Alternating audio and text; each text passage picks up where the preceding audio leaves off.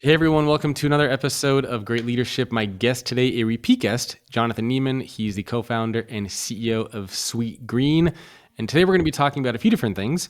We're going to talk about the role of technology at work. Sweetgreen made some pretty interesting announcements in the tech space, which we'll get to.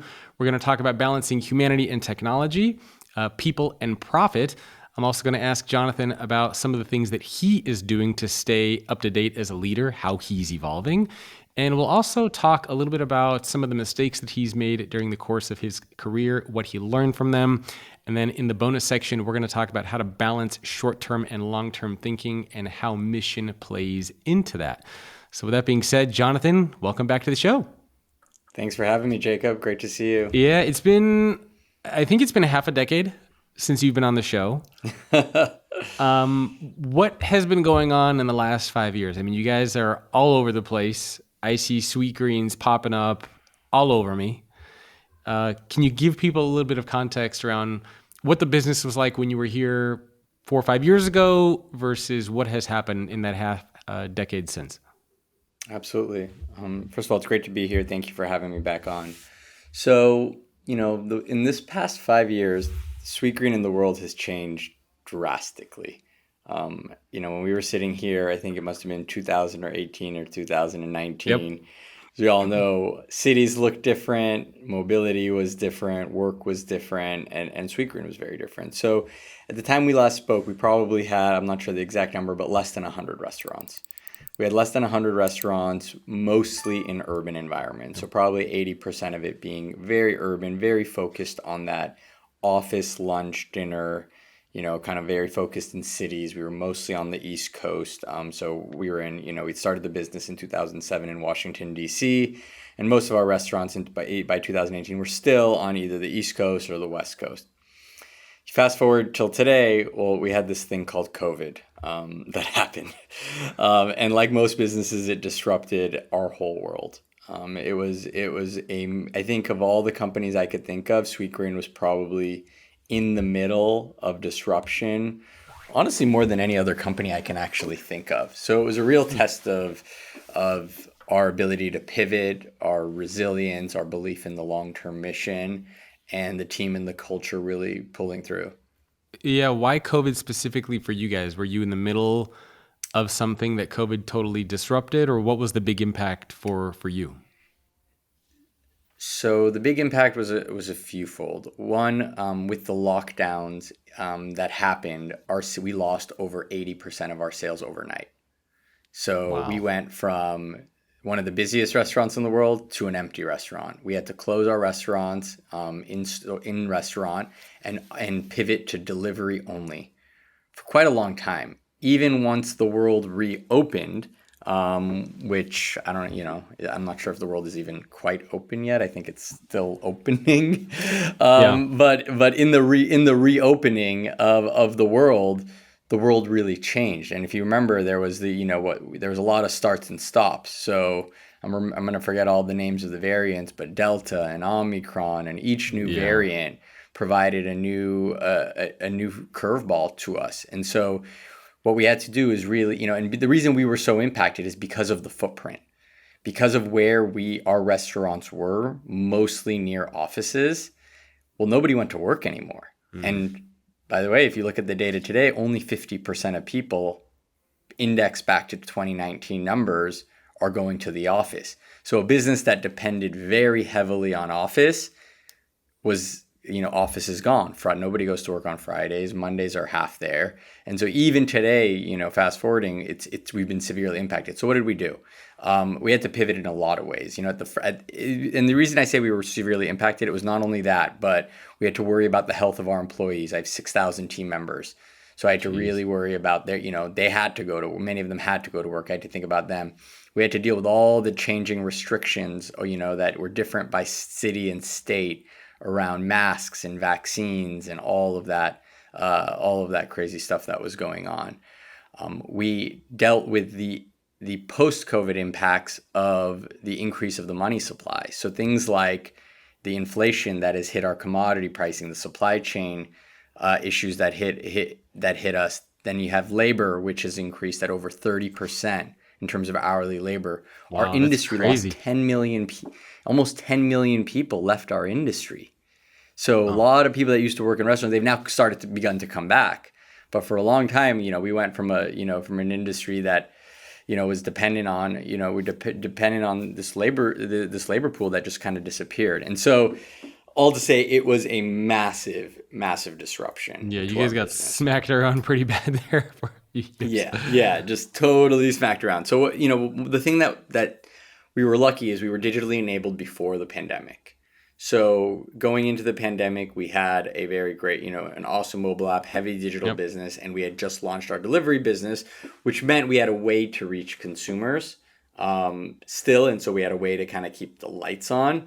But obviously, it wasn't the same. So what have we done since? One, we've pivoted the footprint. So today, our business is 50% suburban, 50% urban, which means about 75 or 80% of the locations we've opened since the pandemic have been more suburban. So trying to follow our customers where they are. Okay. Second, we've been focused on how we evolve our menu to meet different and broader types of customers and those different occasions. So, for example, we've leaned into warmer and hotter food. As we just last week we launched something we call protein plates. So this idea of you don't have to be a salad person to be a Sweetgreen person, and really meeting those customers and removing that veto vote. We introduced kids meals. We've introduced a loyalty program.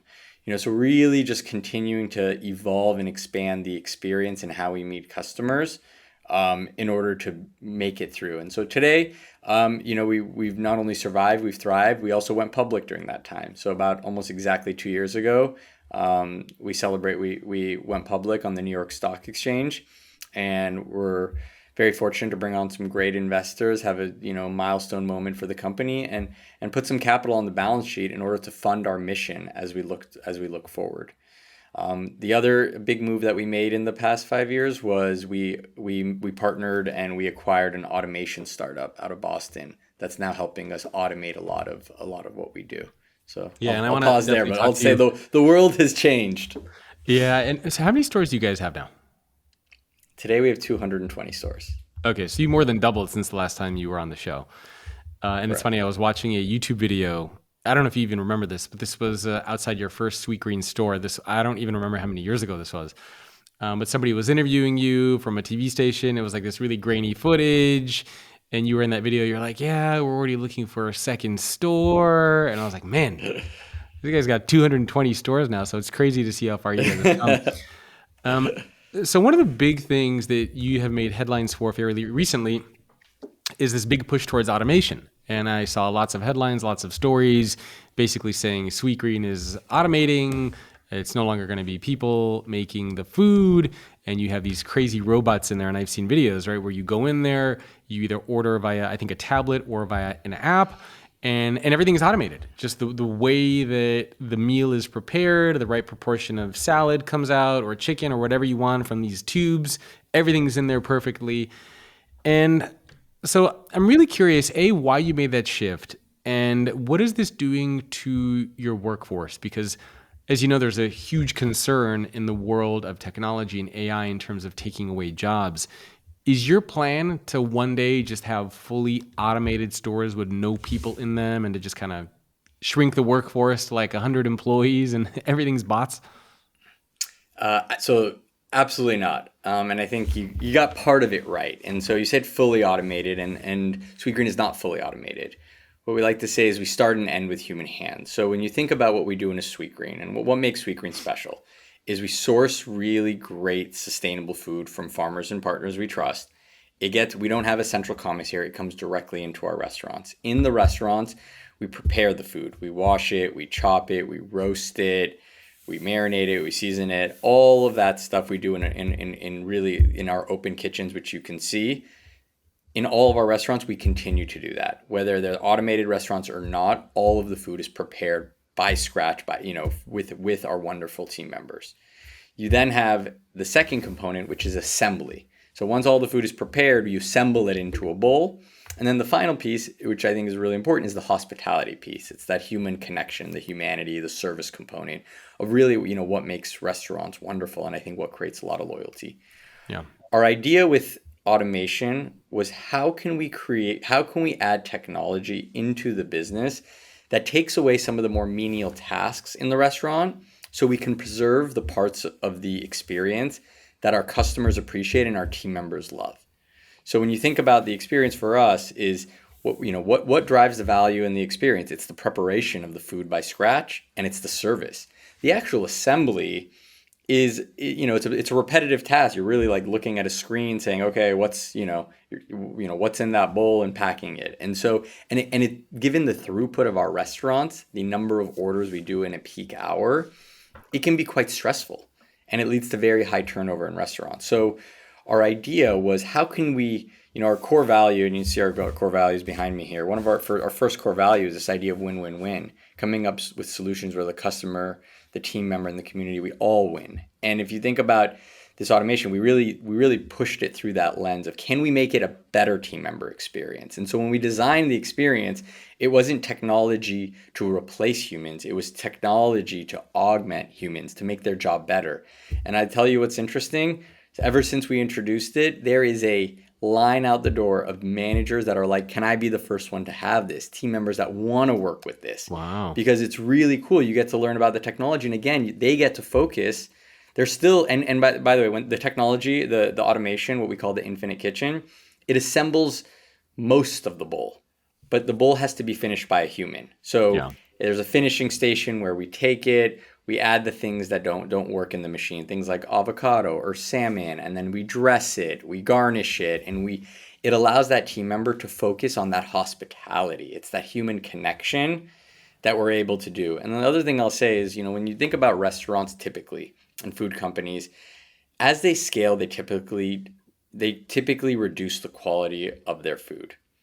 The reason they do that is to become more profitable and create consistency. And so what happens is, most restaurants start by making most things from scratch in their restaurant. But as they scale, they slowly remove the things they do in the restaurant and they make them in a commissary. So all of a sudden, you used to make your guacamole, the guacamole comes in a bag. You used to make your chicken. All things just start coming, so it makes it easier to create more consistency at the restaurant. For us, we're like, that's crazy. We want to get better as we get bigger, not worse. How can we use technology to protect our food ethos and use a different way instead of having to sacrifice the food we buy, the sourcing quality, or sacrifice how we prepare it? Let's find technology that can give us a better margin, some margin leverage on the part of the experience that our team members don't love and our customers don't necessarily value, and then use that to protect our ethos. So the technology that we've introduced, again, the Infinite Kitchen, the throughput is incredibly fast, 500 bowls per hour. Wow. What was it by human? Human on a single line, 150 to 200. Jeez, this is more than double the amount of food that it can produce. Correct. It's also the biggest complaints we have when we track our NPS. The biggest detractors are you got something wrong. Something was not accurate. You didn't portion it perfectly. The order was late. These are all human mistakes. With the machine, we're able to provide a more consistent experience, a faster experience. And so to answer your question, first of all, most of the Infinite Kitchens are going to go into new restaurants. It will allow us to accelerate how many restaurants we open, thus hiring more people and offering better jobs. In the instances where we do retrofit, first of all, we think most jobs will be able to preserve, and the ones we don't, we will find other roles for them in the organization, in other restaurants, because all of our stores, all of our markets have multiple restaurants, and so we will always find a place for them. And so we actually see this long term as a way for us to accelerate our growth, accelerate our mission, provide healthy food to more communities, and in doing so, provide more job opportunities over time. Hey, really quick, sorry to interrupt you, but did you know that 96% of the people who watch videos on this channel are not subscribed? Do me a favor, subscribe to the YouTube channel so that you can get notified when more videos just like this one are released. And now, let's get back to the content. I'm curious to get your thoughts in general about the future of technology and AI. I mean, obviously we're talking about the Infinite Kitchen, but we're also now seeing things like ChatGPT make its way into a lot of organizations, right? ChatGPT 4, they just announced some new upgrades to ChatGPT. Are you also thinking about the role that technology is going to play not for frontline workers, but also for employees who are working in headquarters, in offices, and just looking at technology more broadly? And are you optimistic? Are you worried about the role that technology is going to play? I'm really optimistic. I watched the keynote last night. Oh, you did? Okay. That did you watch it? I saw some of the clips and the highlights. Yeah. Incredible, huh? You got to see the clip where he builds. He does. There's a 4 minute clip where he builds he builds the like the what do they call it, like the custom GPT. Yeah, it's Um, it's it's insane. is just so cool. I mean, I was sending that to our CTO last night. We were chatting about it. I was just like blown away at how, how fast that technology is moving. So, I've been very curious about AI, and I've been always, curious about technology and how that changes work for a very long time. At the beginning of this year, we brought in an AI expert Oh, to come okay. speak to the team. So his name is Sean McGuire. He's a partner at Sequoia, and we brought him in to do a town hall, really talking about what's exciting about this, how this can allow us all to be more human and be more creative, and again take away some of the menial tasks that we do. How can we all 10x our output by leveraging this automation? The reality is this is coming, right? This is going to be the most significant. AI will be the most significant technology of our lifetime. I think it's hard for even us that believe in it to grasp like how much it will change the world. The only way I can kind of grasp it is I think about pre 2009, before the iPhone. Yeah. How different was the world before mobile, and what internet did with social media? Just think about how different the world was. Yep. Now think about that amount of change, and probably more happening in the next, probably faster than what the last transformation was. Probably in the next 5 years, is you're gonna think back this moment and be like, wow, how much the world changed, and we were right in the middle of it. So I'm excited by it. I think there's a lot of things to figure out. There's a lot of interesting conversations, whether it be safety and regulation, which I think are important done the right way, but without strangling the actual technology development, and locking in the incumbents. I do think there's questions on, what do we, it will over time potentially replace certain jobs, but I think it will create better ones. So over long term, I think it's a positive. It's that in between of the transition that I think as a society we really have to figure out. And so there's a lot of, I think, interesting questions. And I think the last thing I'll say is I think it's nice, that Sweetgreen is something that, while technology will always impact us, I'm happy that we have a business where, people will always need to eat, and in some ways can be immune to some of the massive disruption to the technology that we're seeing being developed.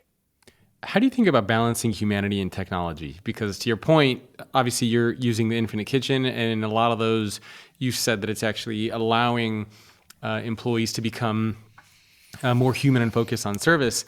And I remember many, many years ago, I had the chief people officer of McDonald's on the show as well. And this was probably, I don't know, 8 years ago, when they were introducing a lot of kiosks into their restaurants. And then similar articles were written about them, right? McDonald's is going towards the world of automation. They're going to let go of a lot of employees. And when I interviewed their chief people officer, he basically said the same thing. We're using kiosks to automate the menial tasks of a job, but to allow our employees to focus more on service, to maybe customize orders, to bring you your food, to come check in on you and ask you how you're doing, to focus more on the experience that you have instead of just on the food that you have. So going forward, whether you think about technology in kitchens or technology for employees in headquarters, how do you see that balance between humanity and technology? It seems like some employees are very worried about it. They're freaked out. They're not sure if they're going to have a job in the future. To your point, you even said that a lot of jobs will be replaced. What do you do in that situation, and how do you balance those two things? I think we really have to embrace it, because you can't stop it. And if you think about, the previous technological revolutions, there have been disruptions, but it's created so much opportunity. Yeah. And so I really believe that these things have to be developed responsibly. We should be very intentional about how we bring them on, how we teach employees how to use them, how do we continue to develop them to do other things. But overall, I do believe technology can be an accelerant to humanity, and most of the technology I see, I mean, the things I'm seeing today is a lot of like that where we're using AI, things like a lot of like CX and automation and things that, I don't want to say we're bad jobs, but we're relative some menial jobs. And I think what's exciting about some of this technology is it's becoming very clear the value is going to be like the true value is going to be driven from the most human characteristics, creativity and art and original thought and thinking. Those are the things that, like, when so much else is taken care of and automated, those are the things that are going to be really valued. And so in a lot of ways, I think it's going to remove this cognitive load of all these other things you have to do and allow you to be creative and allow you to be human. And I think that's really, really exciting. I think it's really exciting. I mean, I'll give you an example. You're a perfect example of it. The creator economy. We can all talk about how many newsroom jobs were killed by the technology of social media. I don't know if you know, I mean, the statistics, but it's probably massive, the amount of layoffs we've had at the major news publications, whether it be cable, print, etc. But how many people today, such as yourself, make a living as a creator and have been enabled by this technology as a one man or woman or a few team person, just with no barrier to entry, almost zero cost, to create a life in a business as a creator? And aren't we in a better place because of it? Yeah. I mean, it's been huge. For me, I do a lot of speaking. Obviously, I have the podcast. I do create a lot of content through social channels. And I've noticed a huge change just even the last, 6 to 9 months with how much my team and I are using tools like ChatGPT. And even the visual version of ChatGPT, which is DALL-E 3, just to create images, create ideas for infographics, to create templates, to, sometimes I'll write something and I'll put it into ChatGPT and I'll say, optimize this for LinkedIn, or, write it better. Preparing for podcasts, you can feed in who your guest is going to be into ChatGPT and say, can you help me come up with some ideas for questions? So I actually have it open on my laptop all the time. And I find that many times a day, I go to it just like I would to an assistant. But the interesting thing about something like ChatGPT is you have to know the right prompts to ask. And I think that's where a lot of the creativity comes into play, right? Because you can give ChatGPT to everybody. But if I give ChatGPT to somebody like my dad, right, who's 72 years old, he's not going to know what the hell to ask it. He's going to treat it like Google.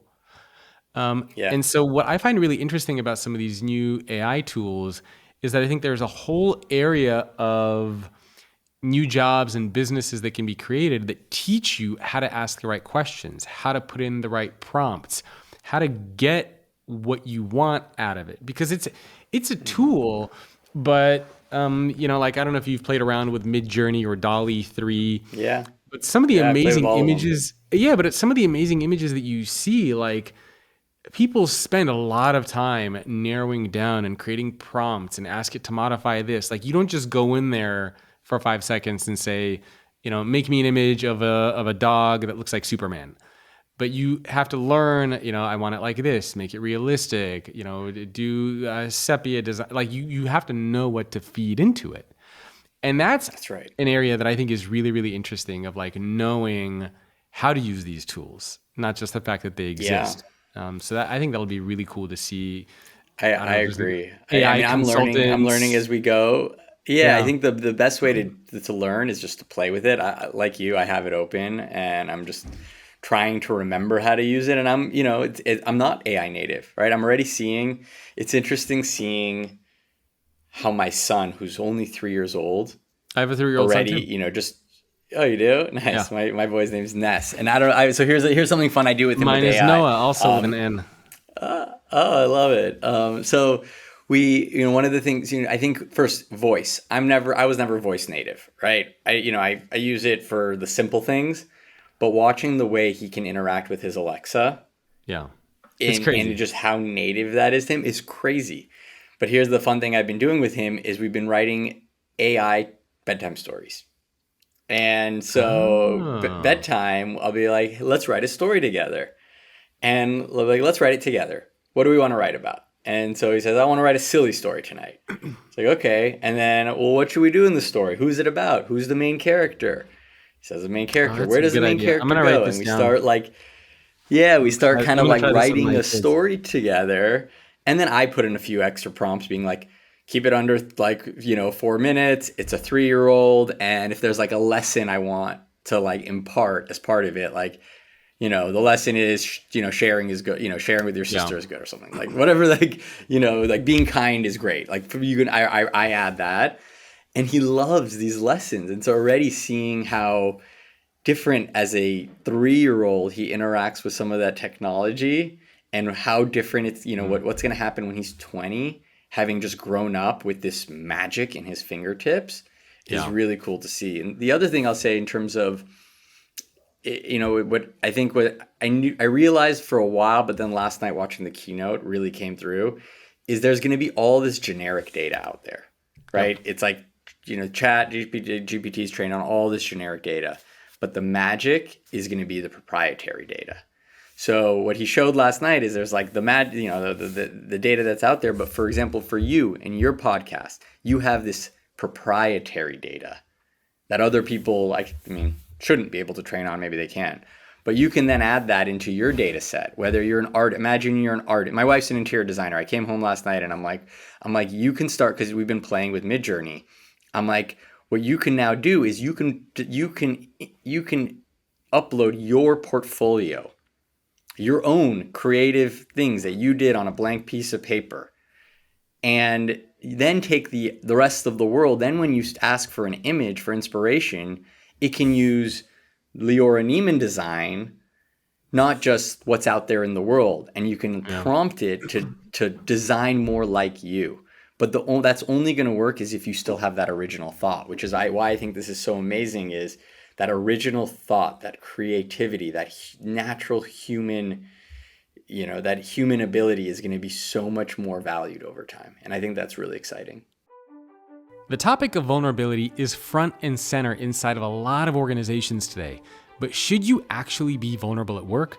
In my brand new book, Leading with Vulnerability, I actually say that you should not be vulnerable at work, but instead you should lead with vulnerability. The difference? Vulnerability is about exposing a gap, whereas leading with vulnerability is about exposing a gap that you have and then demonstrating what you are trying to do to close that gap.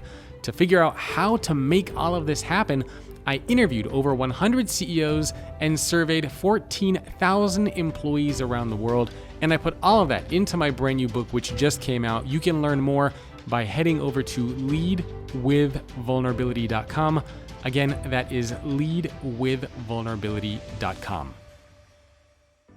So that brings me to the next thing that I wanted to talk about. I think it transitions well into this, and we talked about balancing humanity with technology, but there's also the balance of people versus profits. I mean, you're obviously a public company now. Revenue growth, making money is, I know, an important aspect of a sustainable business. So how do you balance people and profit? So I think you have to, the key in doing that is taking a long-term view. And what we found is that, there's this quote that someone, Walter Robbs, the old CEO of Whole Foods, once came to a company retreat of ours, and he said, culture deserves a place on the balance sheet. And it always stuck with me, this idea of the importance of culture and the importance of people in driving results. And so, I don't really think about this like people versus profit. I don't see this like either or. It's great people drive profit, and winning cultures, and winning in a lot of ways drives that culture back and creates that virtuous cycle. So I believe it can, I believe you can have both. I don't think it has to be people or culture. Again, back to this, this value of ours of win-win-win. I think finding those solutions where you really are making a good decision for the business, because without the business, there's no people. Yeah. But without the people, there's also no business. Yeah. And I mean, I'm asking because there's been a lot of, especially during the pandemic, right? So many companies let go of many employees to preserve their profits. Or, there's the story of Hubert Joly, the former CEO of Best Buy. And I've had him on the show a few times. And when he took over Best Buy, everybody thought he was nuts and that the company was going to go bankrupt and there was no way he was going to be able to turn it around. And so he actually ended up sacrificing profits by investing more in his people, in learning and training and development and education. And I think that's a constant battle that a lot of organizations are faced with. Do I take profits away to invest in the people, or do I focus on profits? And how do I effectively balance those two things so that I am taking care of my people, but I'm also taking care of the business at the same time? And so it sounds like for you, do you always prioritize people, even if you know it's going to be a hit to the profits and the money that the business is making? Oh, I want to be clear. We are a capitalist business with with a very big mission. Yeah. And so I think sometimes this idea of people or profits, you should never invest in people to sacrifice profits. You're a business. With the example you gave was not sacrificing profits. It was a investment in people to drive more long-term profit. And so that's how I think of it. When I think about, if you're talking about like benefits, for example, Yeah. is it, this idea of just doing it from the goodness of your heart, like that's not necessarily the business, a company's job. But if you can prove that, hey, I'm going to add this benefit and it's going to reduce turnover over time by this amount, and thus by reducing turnover, we will have a better experience for our customers and drive revenue. That's an investment decision. Yeah. So I view it all through like an investment lens. And many times, I think I think this non-obvious thing that oftentimes investing in your people drives, even though it's hard math, it's fuzzy math, we call it here. Yeah. Right? It's really fuzzy math. Like we have a comment like, hey, we want to host a company retreat. It's really expensive.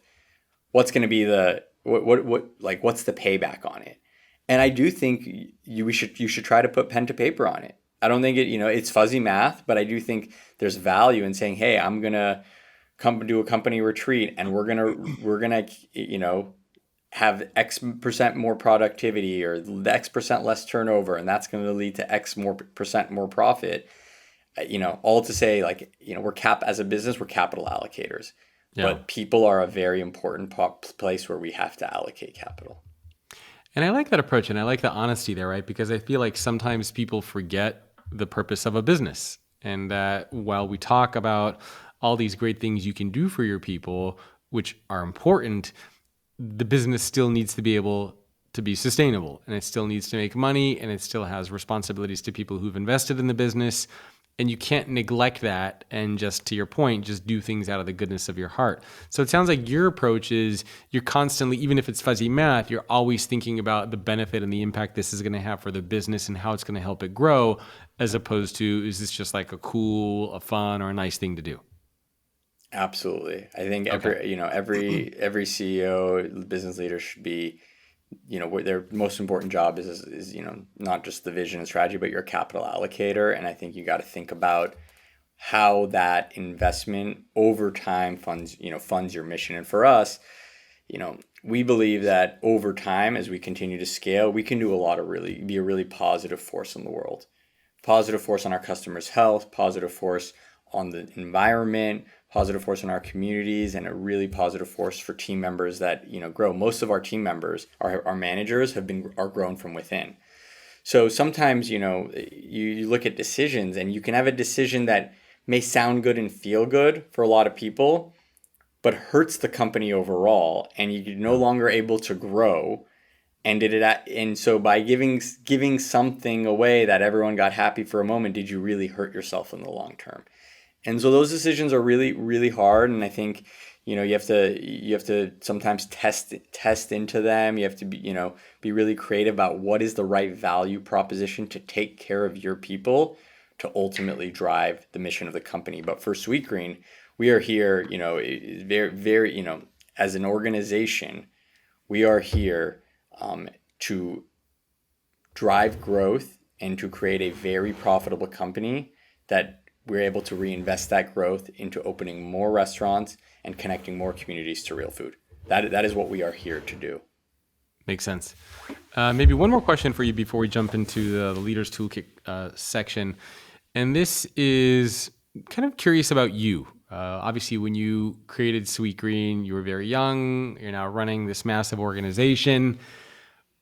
I'm assuming when you first started, nobody taught you how to lead. Nobody taught you how to make business decisions, how to think about investment. You had to figure a lot of this stuff out on your own. And a lot of people have to do this too, and I don't think they realize it. I know frequently when I give talks at organizations, I always ask the people in attendance, how many of you have ever received any kind of formal leadership training before you became a leader? And very few people ever raise their hand. And I find that interesting, but also a little bit disturbing, right? Because a lot of people end up getting in leadership roles before they were actually trained to become leaders in a company, which no excuse for that because you have leadership training and development. So for you, and kind of where I'm going with this is to tell people that you don't need to wait for somebody else to teach you things. Like you can take ownership over your own career path, the kind of leader that you want to be, your training and development. How did you develop into the leader that you are today? Who did you learn from? Where did you go? How did you put together your leadership style and philosophy? So this is my first real job.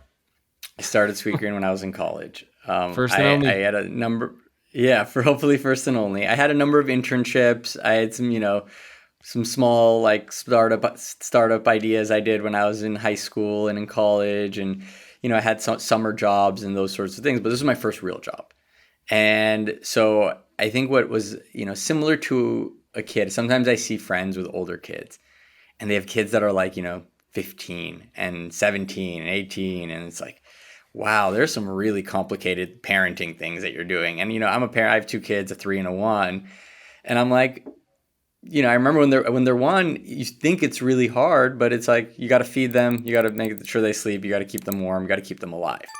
When they're 3, they're starting to learn certain things, but by the time they're 18, there's some really important decisions. And so in a weird way, a company's kind of like that, where you start off and it's just a baby, and all you got to do is keep it alive. And when we started Sweetgreen, my job wasn't, while I was a leader, my job was salad maker, cashier, dishwasher. And I learned how to do that. And then the next year it was manager and fundraiser for the next store. And, and so, each year my job has changed, and I've had to, every year I take a second, take a step back, take stock of what I do and where I need to grow. And I really do try to invest in myself. One of the things that I really try to do is surround myself with people who've done it and ask for feedback as much as I can. So whether it be my board, a lot of great investors and mentors I've had along the way. I've had so many mentors that have helped me. My father, and watching him as a leader, my father-in-law, and watching him as a leader in the community. My family came to the United States in 1979. We were persecuted in Iran. We were Persian Jews that were persecuted and had to flee overnight and really start our lives over. So I grew up in a very entrepreneurial community, seeing a number of other entrepreneurs, and I think I got a lot of inspiration from that. I also read a lot of books. I listen to a lot of podcasts, and for the past few years, I've actually worked with an executive coach. So I think all of these things that I do to just continue to grow. And if you're not growing, you're dying. And so I'm always trying to invest back in myself and grow. And my philosophy, sometimes it gets me in trouble, is to be authentic. It's to be an authentic leader, because that's just who I am. Sometimes I'm told I got to dance a little more. and put up more of the facade and those things, and that's probably something I got to work on. But for me, I think people value just the authenticity that I bring, and for me, and me, my core belief is the way I define the sweet life is this idea of passion and purpose. It's where your passion and purpose come together. If you find that thing, which I think I'm lucky to have found, where my passion and my purpose are one, you have the strength and resilience to do it for a long time. And it's not just about the money. There's a greater purpose, a greater cause that drives you. And that's what drives me. I love that. I think that's a perfect way to wrap up this section. And so now I want to transition to the Leader's Toolkit, where we give guidance and advice and some of your wisdom on how to do something specific. And today we're going to be talking about how to balance short-term thinking with long-term success and how the mission plays into that. And I actually love this topic because for a lot of people, whether you're a leader or an employee, it's really hard to balance these two things, especially in the world of social media where you're used to instant gratification. You think that if you do something, you should be able to get success right away. There's a lot of trending videos on social media. I don't know if you've seen them, but recent college graduates, there was one actually I watched the other day of a young lady. She graduated college and she's like, I'm trying to go for these interviews. It's so hard for me to get a job. Nobody wants to pay me $200,000 a year. And she's, again, fresh out of college.